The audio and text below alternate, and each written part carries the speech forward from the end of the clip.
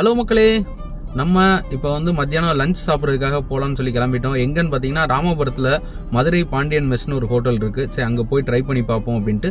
இது ஒரு குட்டி பிளாக் தான் மக்களே, ஒரு 2 to 3 மினிட்ஸ்க்குள்ளே முடிச்சிருவேன். பார்ப்போம், வாங்க வீடியோக்குள்ளே போகலாம். எவ்வளோ ப்ரைஸு, டீட்டெயில்ஸு, ஹோட்டல் ஆம்பியன்ஸ் எல்லாம் எப்படி இருக்குன்றது காமிக்கிறேன். வாங்க வீடியோக்குள்ளே போகலாம்.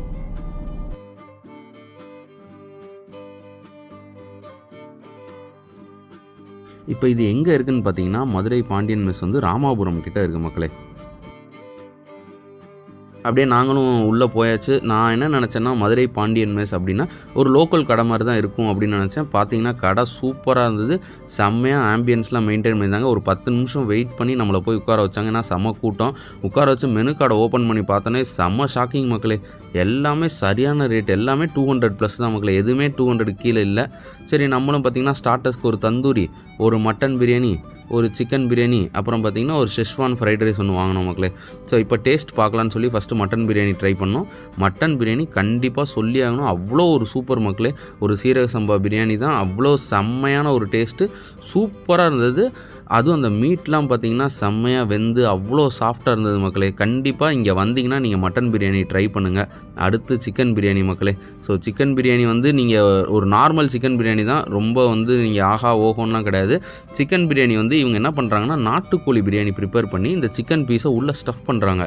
ஸோ இந்த பார்த்திங்கன்னா சிக்கன் பீஸை பார்த்தீங்கனாலே தெரியும், ஒரு குழம்புலேருந்து தான் எடுத்து வைக்கிற பீஸு. நான் ஆக்சுவல் சிக்கன் பிரியாணி கிடையாது, ஒரு நாட்டுக்கோழி பிரியாணியிலேருந்து இந்த சிக்கன் பீஸை வந்து ஸ்டஃப் பண்ணிடுறாங்க. அடுத்தது பார்த்திங்கன்னா நம்ம ஷெஷ்வான் ஃப்ரைட் ரைஸு. இது நீங்கள் ஒரு 100 ரூபா 110 ரூபாய்க்கு வெளியில் என்ன டேஸ்ட் இருக்குமோ, 110 ரூபா கொடுத்து வெளியில் சாப்பிட்றீங்களா ரோட்டு கடைகளில், அதில் என்ன டேஸ்ட் இருக்குமோ அந்த டேஸ்ட்டு தான் இருந்தது. ரொம்ப ஆஹா ஓஹோ அப்படின்லாம் எதுவுமே கிடையாது மக்களே இந்த ஷெஷ்வான் ஃப்ரைட் ரைஸை பொறுத்தளவு.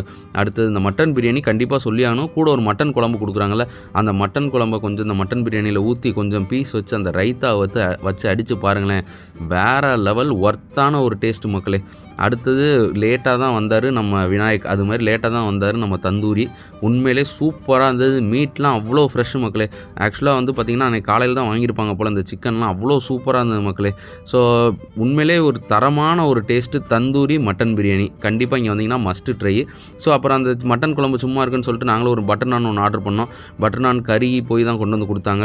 நீங்கள் உண்மையிலே வெளியில் பட்டர் நான் சூப்பராக இருக்கும் மக்களே, இங்கே வந்து ரொம்ப சூப்பர்லாம் அப்படிலாம் கிடையாது. ஸோ சாப்பிட்டு முடிச்சுட்டு பில்லை பார்த்தோம் 1180 வந்துச்சு மக்களே. இது ஒர்த்தா இல்லையான்னு கண்டிப்பாக நீங்கள் கமெண்ட்டில் சொல்லுங்கள்.